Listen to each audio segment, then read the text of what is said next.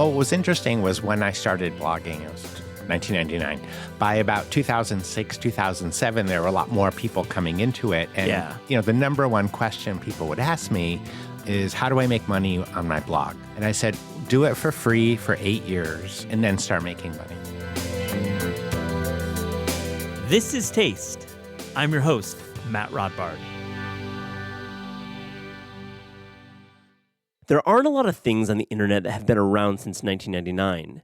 But David Lebovitz blog and now Substack, full of quips, stories, and recipes from his life in Paris, is one of them. David is the author of many cookbooks, including The Perfect Scoop, Ready for Dessert, Drinking French, and the iconic My Paris Kitchen. This is such a fun conversation full of life and stories about pastry in San Francisco and Paris. David is one of our all-time favorites, and it was so fun having him in the studio. I hope you enjoy this conversation.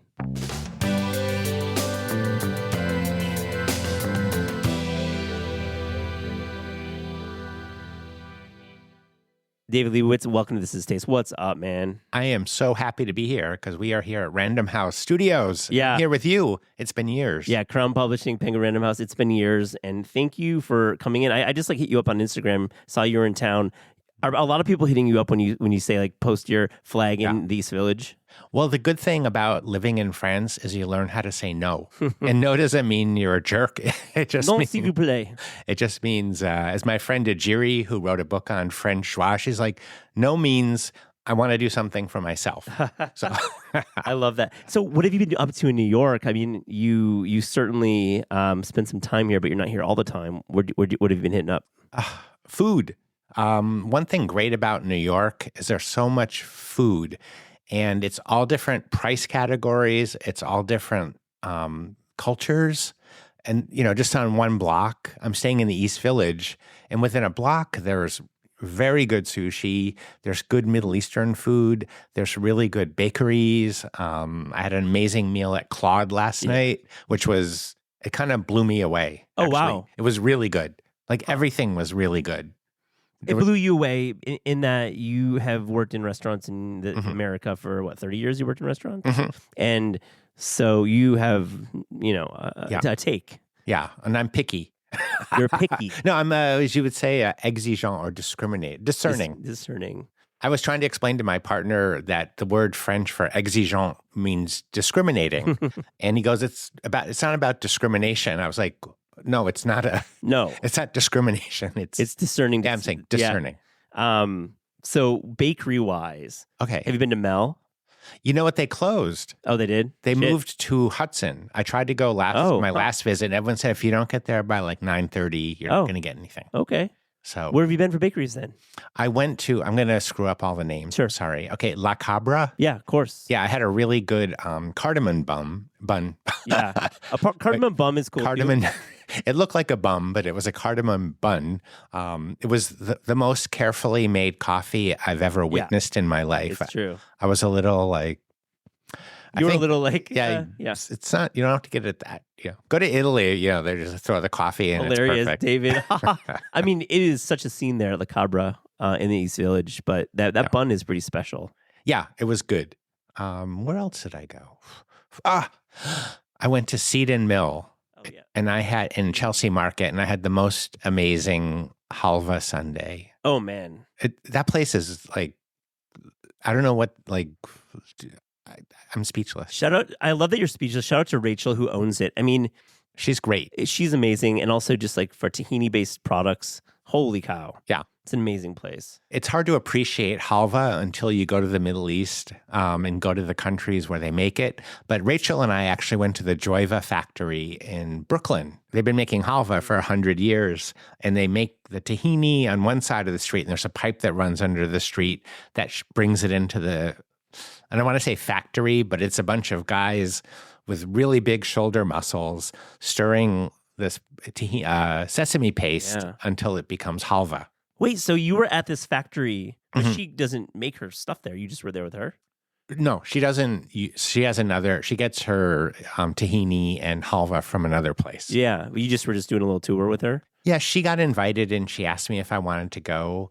So 4 of us went. It was me, Rachel, Susan Spungen, who's a noted food stylist. Oh, she's been on the show. Susan's great. She's great. and Jake Cohen. Yeah, great. I love that crew. So we and Rachel yelled at me because they had me and Jake packing chocolates, and she was like, faster. She was like screaming at me. I was like, Rachel, calm down. Oh my God, what a fun afternoon.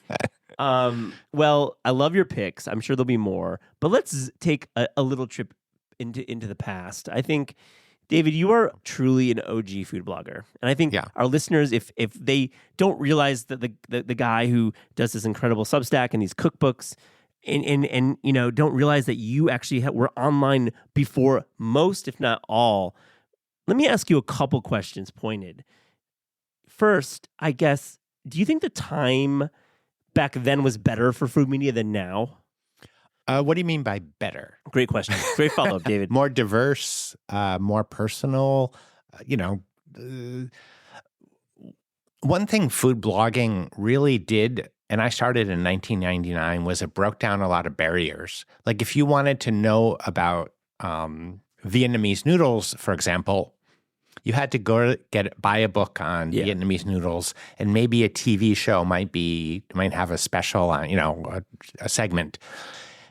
There was a guy called Noodle Pie, noodlepie.com, and he lived in Vietnam, and he was posting all these noodle pictures of all these, Vietnamese noodle stands. And it was amazing to see that stuff. And you had people from all over the world sort of jumping in. You had people from Germany, you had people from the United States, from France. So it was kind of a great time. People talk about Anthony Bourdain a lot still today. He broke down a lot of barriers to food writing. It used to be, you had to write for Gourmet, to get a book deal and so forth. And he was kind of a line cook, not even a chef, I don't think. And he just came out of nowhere, wrote a book, was in the New Yorker, and had this amazing career. Savoir magazine also broke down a lot of barriers. They were important. And by this time, we're doing a whole week of Savoir, and we're recognizing it. We have 3 interviews, and I'll link to those in the show notes. Yeah, it's our favorite, to be honest. And I'm glad you bring up that title. Well, Savoir would go to like a country fair, or they would watch some grandmother make a pie or something, and that's kind of what food blogging was. It was more personal. I'm reading a book by Laurie Colwin right now, Home Cooking. Oh yeah, right on. Classic, man. Yeah. And it's like almost she writes to you, like when she's writing about living in this little tiny New York apartment, and she's not glamorizing it. And that's what kind of food blogging did, was brought people into our lives. It took away the barrier, I think. I agree, and I'm so happy you say this, and you made your statement qualified, because it is more diverse now, which we celebrate. There's more money in it, which we celebrate. I mean, back then there was very little monetization, and I think like the first person element and the kind of this point of view that was so solid and so it was firm from the creator was why I loved thinking about early food media and think about like the truly first-person blog, which you were part of. Well, what was interesting was when I started blogging, it was 1999. By about 2006, 2007, there were a lot more people coming into it. And, the number one question people would ask me is, how do I make money on my blog? How do I make money? How do I make money? And I said, do it for free for 8 years and then start making money. It's true. And that's, first. I didn't have any ads. I wasn't really, I had my books on there, but it wasn't, I think Amazon wasn't even around when I started. I was just doing it because I love doing it. And that's sort of what you should do. Yeah. Great advice. In general. I'm going to ask you a question straight up, David. Okay. Do you still love France? Do you love New York? Wow. Whoa, yeah. I mean, I moved out of the city 2 years ago, so I love it less. I live in the Hudson Valley now. So at that time, I would say not as much. But that was me. What about you? Do you love France? There's great things in France. There's great things about Paris, and I celebrate and I love those things. And there's also things that aren't necessarily wonderful, and those kind of things are actually I enjoy because the quirks of life. I always said, like, I would be really rich if I wrote these wonderful books about how perfect life in France was, if I moved to the 6th arrondissement, if I sat in beautiful cafes and had, hot chocolate every morning and posted pictures of that. But I don't, because I think it's funny, the daily situations, the real life in Paris. So, like New York, a lot of people, like in Paris, people have a love-hate relationship. If you talk to Parisians, you're like, do you like Paris? They're like, oh, it's like horrible. Everyone's rude and so forth. But we all live there together. It's like New York. We're all like a team. Yeah. It is a team sport for sure, living in New York and in Paris. Yeah. And I ask you that, and I expected an answer, as you beautifully just said. I mean, you write on your newsletter and in your books very honestly about the struggles. You wrote a whole book about your apartment renovation and search, which I'll link to in the show notes. It's a very cool book. And I love that, the realism there. And like you're just writing about the daily struggles of... Yeah. But I also chose to live there. Yeah. I could live anywhere. I mean, well, actually, you can't live people during certain election cycles or things, people are like, we're moving to France. I'm like, most countries you have to go through a process. So I went through the whole process. It was, my favorite word is challenging. I use that a lot when I write about things. It was very challenging. So I went through that. I have a partner who's amazing. One thing France, like I really appreciated France when COVID hit, because although we had very strict restrictions, you see what having healthcare, having people covered, like people weren't freaking out about, they were freaking out getting sick, but it wasn't like they were going to get hit with hospital bills or something. And so, it's not a perfect society, but there's a lot of things about France that I think they do really well. Yeah, and I love that you definitely split the difference and you talk about your love and the challenges, and challenging is a good word. Is it the infrastructure's old? Is that part of it too? Yeah, it's very old. But, during the strict lockdowns, the only things that were allowed to be open were essential businesses, and one of them was bakeries. Yeah. Because you couldn't shut the bakeries and tobacco stores. Oh, yeah, of course. That's very important. Yeah. But what about bottle shops? How are you drinking... your, Chablis? All the liquor stores were closed, but you could buy wine in the supermarket. Oh, right. Yeah, there was plenty of wine. We all had wine. Wine was good. Yeah. Oh, yeah, that... Yeah, I mean, I love how you write about Paris and your travels, too, because you write about the holidays, which are so, cemented into French culture, not just the summer holidays, but the holidays, too. Well, people have this image of French people get all these vacations, they're lazy, so forth, blah, blah, blah. It's like, well, French people didn't get vacations until the 30s. It was a social movement, and, people were working like 7 days a week, and it was a social movement. The people, one positive thing about France, the strikes and so forth, is the people are letting their opinions be heard, and they're actually making changes in government policy. It actually does work. Yeah. We're going to see during the Summer Olympics if I keep thinking, that's a pretty good time to go on strike. So, I'm sure it'll be politicized in many ways. Although on the other hand, people might, and have a pride in their country and not do it. Are you a Tour de France head? Do you follow the race? What is it? No, I don't, because I live. When you live there, it's like, oh. You're like, it's just a thing that's on TV. Yeah, you watch it a little bit on TV, but it's not. I love it so much because the government pays so much attention to the historical elements of the towns. So like the broadcast will flip into like a great story about the chateau or the winery that's there. Well, Americans are very attached to France, and when Notre Dame burned down, it was unbelievable. I mean, I'm not saying in a good or bad way, but America was like in mourning.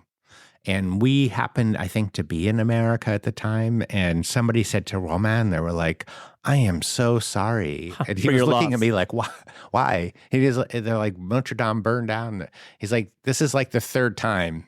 Yeah. Yeah. Hilarious. It was, the last version was a redo of a previous version and so forth. So it's... Yeah. It's like if Macy's burned down. I'm sure people would be like, I'm sorry for your loss. No, if Amazon burned. And what's interesting, I just learned that the number one website in France is Wikipedia, and the number one website in America is Amazon. Wow. because we want to shop, and in France, people want knowledge It's or to settle an argument. It's just, I'm letting it hang there in the air a bit, Dave. That's interesting. Okay. That's really, I want to see an infographic of websites in countries now. I'm going to seek that out. That's great. Okay, moving on. Are you offended by American croissant culture? No, Okay. very little. The good thing about getting older is you get less and less offended by things. True. People get like outraged because somebody uses like the wrong kind of black pepper on Right. cacio pepe on the internet.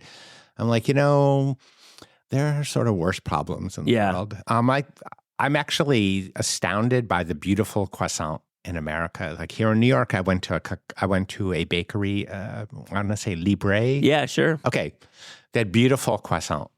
They were spectacular looking. I didn't try one, but La Cabra, bakeries. Yeah, Combi in LA when they were doing that was like the best, and we went up in the Hudson Valley at Cafe Yen. They make an amazing. I say this not looking at some of these boutique bakeries that we love and are doing such great jobs, but it's just the way Americans. We have the croissant at Burger King. Yes. Well, I was at Stu Leonard's this weekend. That's for people that don't know. Man. It's like a supermarket chain. You watch your mouth, David. Are you gonna slight No. Stu Leonard's? They had a Philly cheesesteak croissant. Okay.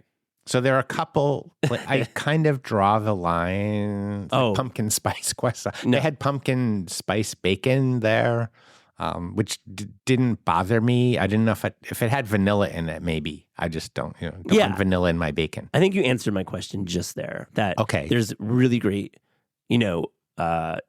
laminated dough production here in the States, but Gaston Lenotte said you can change anything as long as you make it better. And I don't want to offend anybody, but I don't know if a Philly cheesesteak croissant improves it or not. I will leave that up to the listener. I love that. I have learned to be diplomatic living in a foreign country. I used to lead tours and I would explain to people things about France, about French food, French chocolate, French products. And I remember being in a store explaining to people about the salt in France. And this Frenchwoman said to me, she goes, "You're very diplomatic." Back to that. I said, "Merci, madame." Speaking of tours, we're actually doing one of our Taste Travels tours. We're going up to Normandy in August. Oh. Marissa Mullen, great, cookbook writer and friend of ours. Are you going to Isigny for the butter? We're going to definitely hit some butter. No, you have to go to Isigny. Okay. Let's talk it. Okay, Isigny, first of all, they have these cows up there called it's called the race. The race is called Normande. And the cows are beautiful. They have rings around their eyes, and they make the best milk. They produce really good milk. So the butter and the camembert there are amazing. And I was with my friend Rai, who has Supermoon Bake Shop. Oh, wow. Yes. And it was just him and I. And we were with the people from Beurre d'Isigny, and they had ice cream. And they're like, "Oh, well, it's 11:50. We're going to have lunch in a few minutes." And we're both like, "So what?" So we're eating ice cream before lunch, but it was really, really good. And one thing that people don't know is that the Disney family is from there. Oh. D'Isigny, D'Isigny. And they have the most amazing Disney museum. And no offense to anybody, but I don't have a thing for Disney. Yeah. But it was all these vintage Disney things that this French woman collected for like 60 years, like before the internet, and like these tea sets of Steamboat Willie. Like, is she a family member? Is she like a long lost family member? Nothing. A lot of pride in the city. Yeah. She died and she left her museum to the town hall. And That's amazing. It's amazing. So I was like, what food should we be seeking out in Normandy? Because, I think about Normandy, I think about Calvados, I think about, of course, Camembert and some of the ice creams up there, but you know the region better. So where should we be seeking? It's hard to say where exactly. You just named like Calvados. You should go to a Calvados producer. There is something called pommeau, which is a mixture of Calvados and apple juice. And when I was there with Rai, we went to visit a farmer and he served us glasses. He's like, "What is this?" And I can't do his Australian accent, but it was amazing.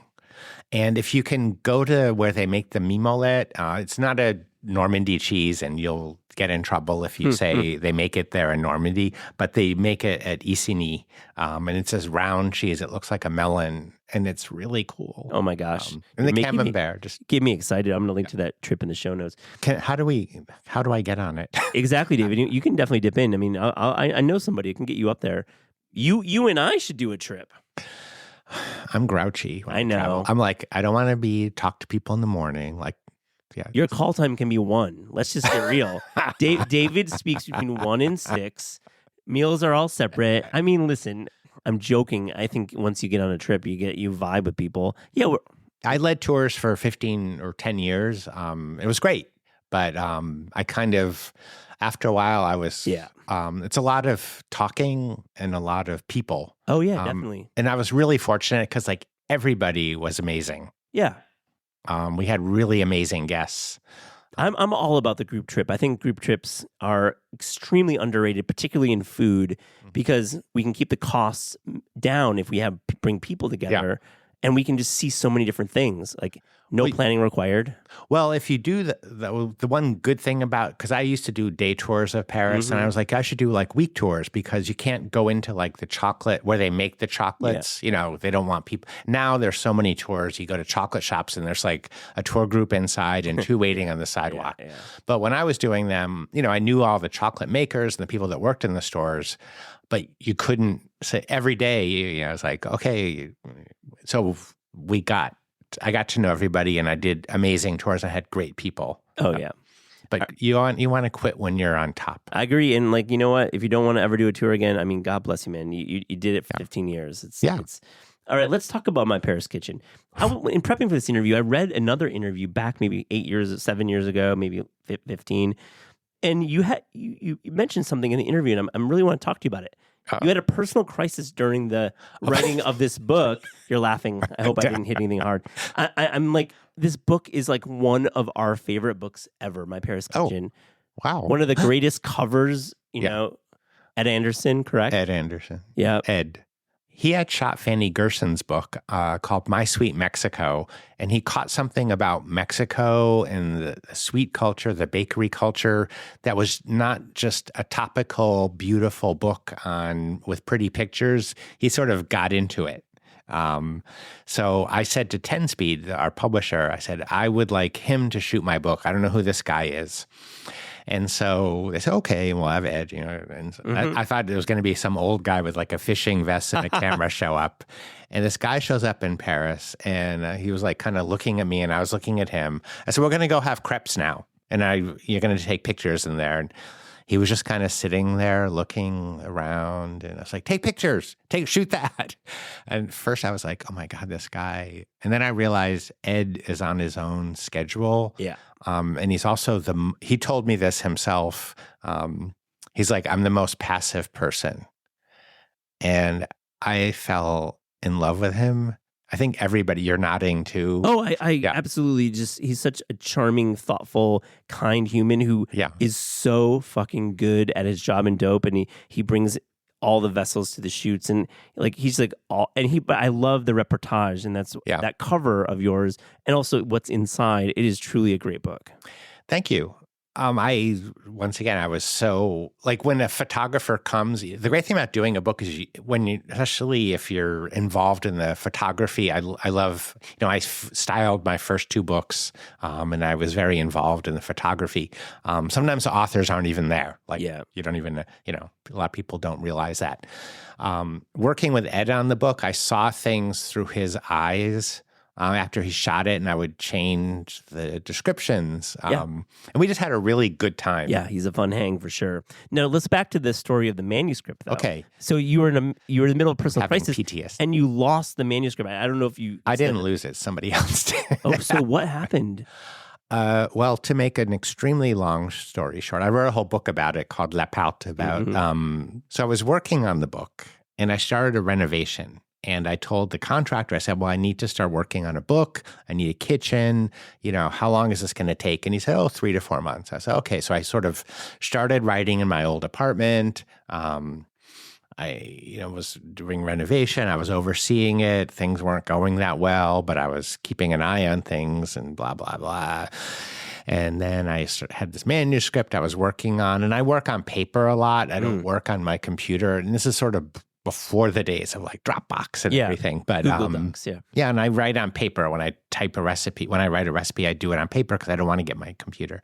Anyhow, so I had the manuscript. I had all my testing notes, all the recipes, and it was time to move. So I put everything in boxes and put that in a box. So for the next year and a half, I think it was, all my the renovation still the 3-month renovation was still going on. Right. Everything was packed in this room under a big tarp. Whatever. 2 years later, I couldn't find the manuscript. So I had to start all over again. It just like the box was not there.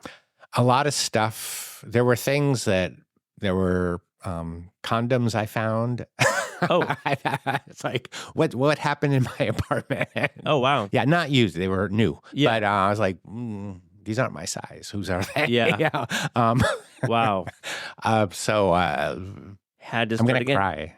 Does anyone ever cry on your podcast? We've had a few tears. Okay. I've cried on it before. It's Okay, people probably cry over like real things. This is like... I mean, but did it produce a better book? Yes, it always... Yes, I actually had a hard drive crash when I was writing The Sweet Life in Paris. Oh, man. Jeez. I was living in San Francisco, and I called, Skywalker, the Industrial Light and Magic. Right. Oh, my God. Because it's in the old days when it's like, who are the best tech people? It's like I picked up the phone, I called them.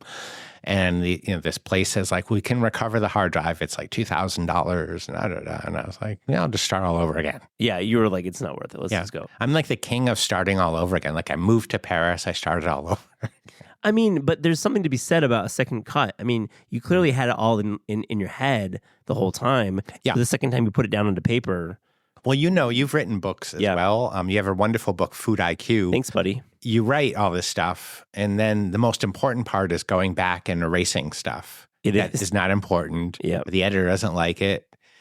So it does, writing is hard. Yeah. But, people say editing is 90%. It's like when I write a newsletter post or a blog post when I had my blog, I'd write all this stuff and I'd look at it like 2 days later. I was like, nobody cares about when I tripped over the woman's foot and almost fell but didn't, and dropped the lemons I was going to make lemon tart. I don't know, David. I kind of like the like personal drama in some of your writing. I mean, it's why we love you. I know listeners will be here because they know you, and you're not just writing about recipes. You're writing about your life. We know you. Right, but it's like editing. It's like when someone tells you their dream, you don't want to hear the whole thing. No. You want to hear the good parts. Yeah, let's get to the salacious part. Yeah, like I was flying over, Yeah. I was with Juliana Moore, and we were flying over the Empire State Building, Yeah. Yeah, there's something about dream talk that doesn't appeal. It doesn't work. Yeah. Well, if you live in France, people talk about them, and it's like a 10-minute description, and you start glazing. I have like short attention span because I was a line cook. Yeah. Well, let's go back to the line cook days. Oh, okay. I mean, it was fun. Like, definitely fun. In but retrospect. Do you outside of like the physical stuff, do you miss just like going into work at a restaurant? Yes. I actually miss working with people. When you write a book, you're at home and you're in your head a lot. Yeah. You're thinking about it. You're sitting in front of the computer or you're cooking. And then like when I wrote Drinking French, I would make all these cocktails. I'd start at like 9 in, and then I'd put them all in the fridge. And when Roman came home from work, I'm like, okay, taste that, taste that, taste that. It was like a lineup of cocktails. But I miss... I was really fortunate. I worked at Chez Panisse for 13 years, and I worked with really great people with really great products for really great owners, and we were all very into the food. Yeah. So everything, like people were tasting, you'd always say, "Can you taste this?" to somebody, and if they didn't like it, it wasn't an insult. It was like, "No, it needs more salt, or it needs more. Try spinach, or add some more pear liquid, or what about using this?" So it was very interactive. We were a group together. Alice Waters, people say, Chef Alice Waters. It's like, well, yes, but She put us all together. She was like the glue that held us all together and would come in twice a day at least and taste everything. And check the menus because you're writing them daily and you're presenting your ideas at the end of the prep time. And it was also her restaurant, which she reminded me several times. Hilarious. when you had an idea and she X'd it out. She's like, yeah, this is my name is. We had a few discussions like that, and in the end, I was like, well, it's her restaurant. And she also has really good taste. Yeah. It's very hard when you're around someone who's an expert on something, she has a perfect palate. It's kind of hard to argue with her because she's usually right. Did you overlap with Cal Peternell? Yes. He was on the show about a year ago. We talked about those Alice days. What was it like working with Cal? He was awful. I hate it. No, just kidding. I'm like, yo. If he's listening. No, Cal was great. Yeah, no. I didn't work. He worked in the cafe. And I was working in pastry. I mean, I saw him every day, and he was great. So many people out of that kitchen came. So many names in food. I mean, so many friends you must have. Yeah, and a lot of people worked there for a long time. I just went to Fritz Streif, who was amazing. He wrote the Chez Panisse cookbooks. Yep. He helped me with my 2 books. He passed away recently, and there was a memorial at the restaurant, and it was so amazing to see people from 30 years ago who came, and it was just wonderful. Yeah. People were telling stories, and we were all kids in a way back then. And now I'm old. I live in France, and Gilbert Pilgrim owns Zuni now, and so forth. And do you still go back for dinner? Not as often. When I go to the Bay Area, I don't have a car. I don't rent a car anymore because it's just easier to take transit. So it's not as easy to get to. But I'm very good friends with Mary Jo Thorson, who is the pastry chef now, and we try to have lunch or dinner there together. Let me ask you about your career and moving forward broadly. What do you want the next 5 years to be? I mean, do you have? Because I know I'm not talking about just books. I mean, your Substack is so popular, and I love it. I love reading. I subscribe, and I just it's not just monthly anymore. It used to be just monthly for me at least, but now it's more regular. Well, what happened was I had a blog and I would post stories and so forth. But then blogging really changed. It changed. I don't know exactly when, but I can say, Google started introducing these algorithms and requiring you to do all these things to your posts that weren't fun. And I was like, you had to format things and code and all these things. And I was like, I didn't get into food writing to do this. I got into food writing to write about food and to share recipes and stories. So that's when I switched over to Substack because also I stopped worrying about the technology. Yeah. When you have a blog, it's like, oh, this plugin needs to be updated and now this doesn't work and the formatting, it's all askew and I have to write to my people. And with Substack, it's just you just write. And you just post. And there's a subscribe button there, and you can get a little money if you want or not. And and people can subscribe if they want. The hard thing is still for me, I write faster than I think in a lot of ways, and you can't have typos anymore. You might write a 7,000 word piece that's the greatest food story you've ever written, and somebody will be like, by the way, it shouldn't have an apostrophe unless it's a contract, and you're just like, I forgot an apostrophe. Then all of a sudden, those people, we get those notes on taste, even though we have an amazing copy editor, and but what is in their head? Those people. It's actually helpful. A friend of mine, Elise Bauer, who was one of the pioneering food bloggers of Simply Recipes, she's like, you know what? They're pointing out stuff to fix. There is a way to say it. I've said that to friends. I'm like, by the way, I just saw your recipe for, it says 12 cups of sugar rather than a half cup. And, if you're a recipe writer, you want someone to point that out to you. Yeah, 12 cups of sugar would not be great. Yeah, it's a different thing. So it's not, it's when people are passive aggressive, it's you can just say, oh, by the way, this you spell. Because I make mistakes in French, and French people do all the time too. So, and I'm French too now. So. Who do you stay in touch with the early food blogging days? I know Deb Perlman's a friend of yours, and you just spoke about all recipes. Who else? Elise from Simply Recipes. Simply Recipes. Sorry, that's what I meant. Yeah, Elise was one of the pioneering bloggers, and she sold her blog a few years ago. And well merited. She had a wonderful life doing it. We're still really good friends. Adam Roberts. Oh, yeah, sure. He moved to New York. Yeah, he moved back to New York. Yeah, back to New York, yeah. And he's still like Adam Roberts, amateur gourmet. Yeah. He still is sort of, he has a newsletter too on Substack. Yep. He's very personal when he writes, stories. So I'm still friendly with him. I'm trying to think who else. I mean, there's a lot. Those are some originals. Well, a lot of people like Matt Armendariz, he became a food photographer and he kind of, he's a Zumba instructor as well. So I don't see him often, but every once in a while we slip into each other's DMs. Heidi Swanson from 101 Cookbooks. Oh my God, I love Heidi. I know. And she kind of came back. She moved to LA. Yeah, she lives in Long Beach, yeah. Yeah, and she now has this life, they take out the Airstream every weekend, and everybody, I think we all want to be her. I love that you mentioned Heidi. Yeah, 101 is such every Sunday I'm like, thank you for sending that. It's so great. Well, she kind of took time off, and she's Elise Bauer once said to me, well, she's an artist, and the way she writes and photographs things and talks. Yeah. I haven't had her on yet. It's funny. Gotta get her on here. David, thanks for the reminder. Okay. Tell her I said I will. All right, David. On This Is Taste, we ask guests about their discerning taste. So to close this interview, here's a little rapid fire, fast and furious taste check. Are you ready? No. I have to sit up. Okay, yeah. I need coffee. Do I need an espresso? Maybe. I mean, no. Okay. Let's do the virtual espresso or mime espresso, like very French. Okay, I'm ready. All right, you've sipped it. Okay, good. The best breakfast food. Toast with salted butter and buckwheat honey. Precise. What kind of bread is in this toast? I like grainy bread with lots of seeds. Oh yeah, CD, of course. The best dessert.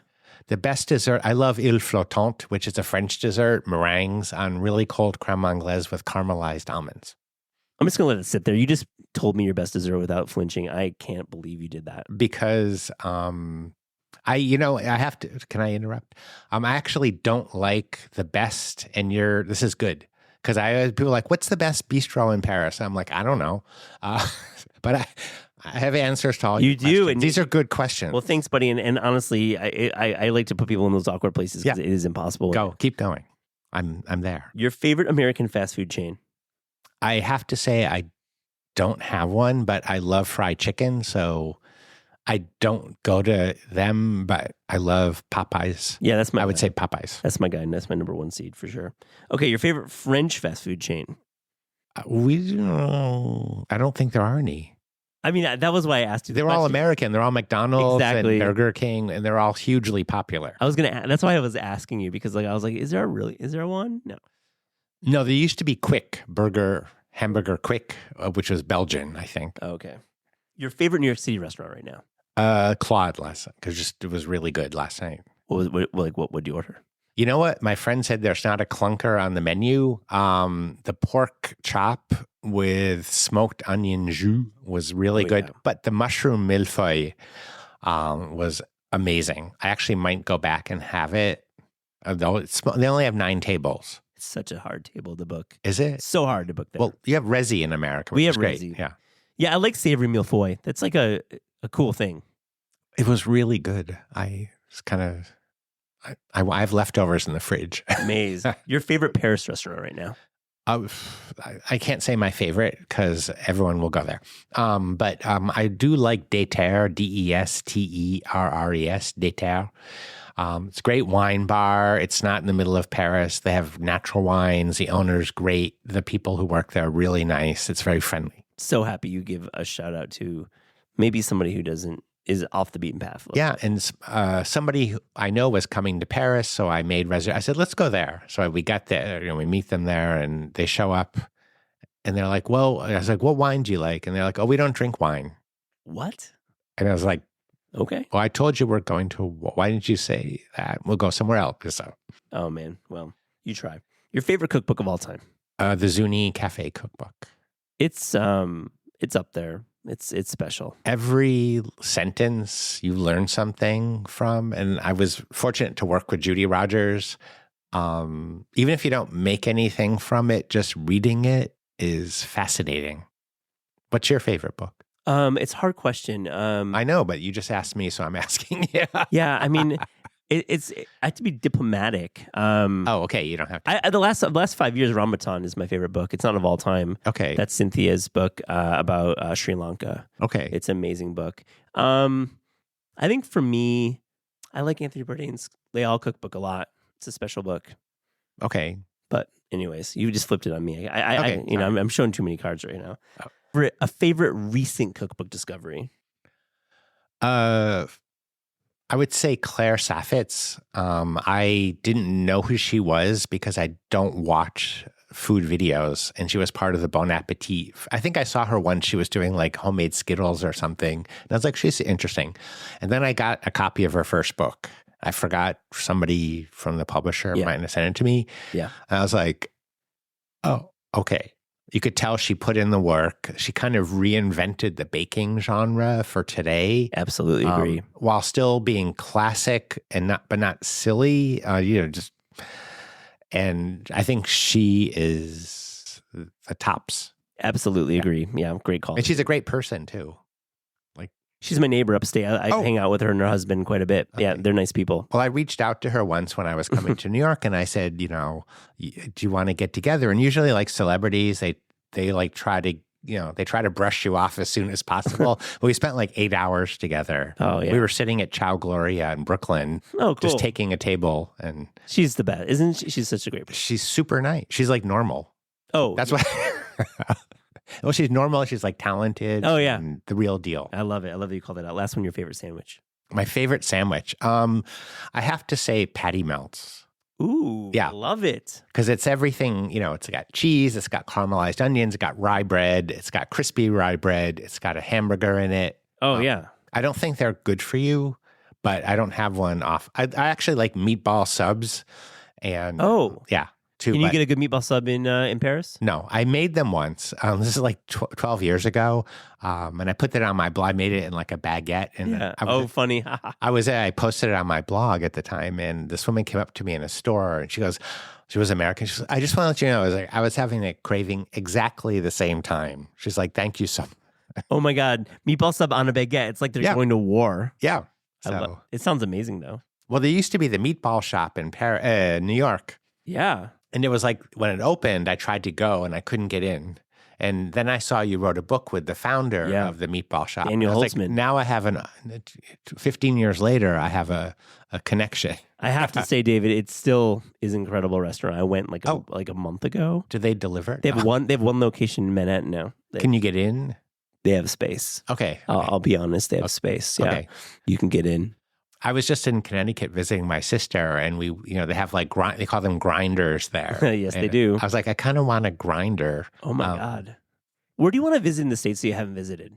I don't know. In the middle of writing cookbooks, I started going on these book tours, and I would go to places like Ohio and Texas, places that, flyover states. Yeah, man. And I just, I'd grown up in the East Coast and then moved to the West Coast, and I didn't think about these places. And Ohio was amazing. Yeah. I was like, oh my God, there's these great food here. The people are super nice. And same with Texas. Yeah. I kind of want to go to New Orleans. I've never been there. Oh, there you go. That's a great example. Yeah. You just talked it out. Yeah. And I was supposed to go when my book Drinking French came out, to do a thing there because they have a sort of a French tradition. Oh, yeah. So I'd like to go to New Orleans. Rebook? You got time. Do 48 hours down there. I'm not good at 48 hours. Yeah. I'm kind of like, I want to be there for it's like, if I said to you, just go to like Mexico City for 48 hours, you'd be like, what? Yeah, no. I know. Okay. It sounds like the city needs a few days. So I'd like to go there. Let's make it happen. Okay. Anybody in New Orleans? Reach out to David. Yeah. Business class now. Oh, of course. Amtrak. I'll take the train. I like the train. David Lebovitz, thank you so much for joining This Is Taste. Thank you so much for inviting me. I'm super happy to be here.